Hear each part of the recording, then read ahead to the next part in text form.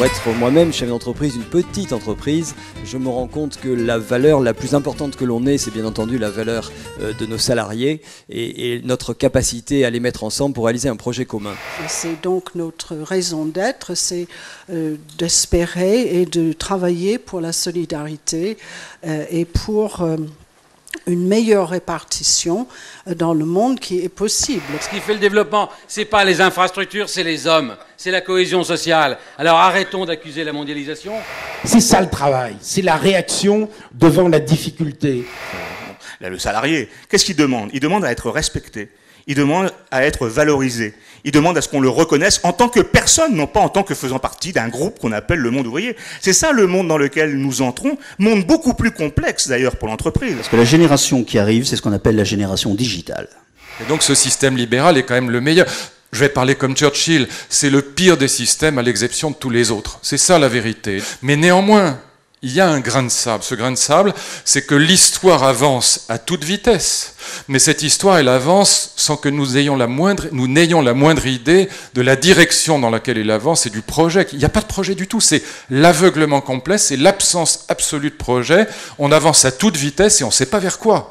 Et c'est ça qui inquiète les gens. Et c'est ça qui suscite la réaction altermondialiste.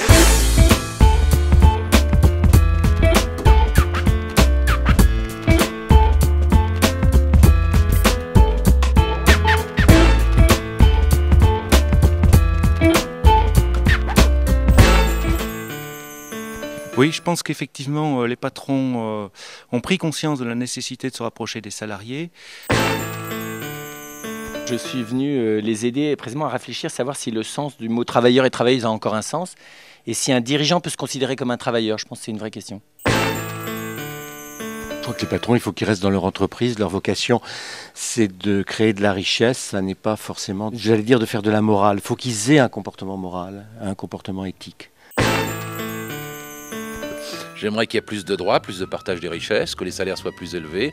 Et je pense que la France est assez riche et le capitalisme français est assez riche aussi pour pouvoir le faire.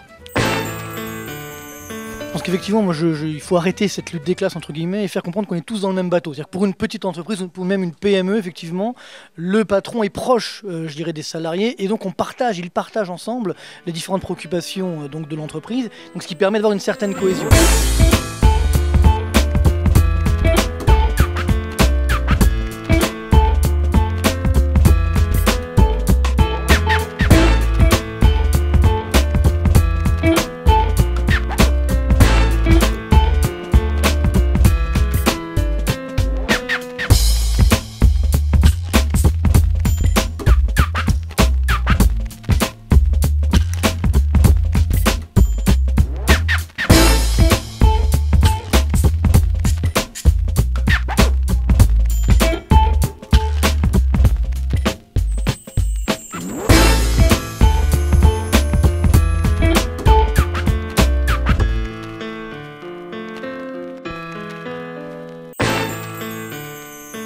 Que ce forum est un vrai moment de respiration entre nous et surtout avec des intervenants de haute qualité qui nous font réfléchir, qui nous font sortir de notre quotidien de chef d'entreprise.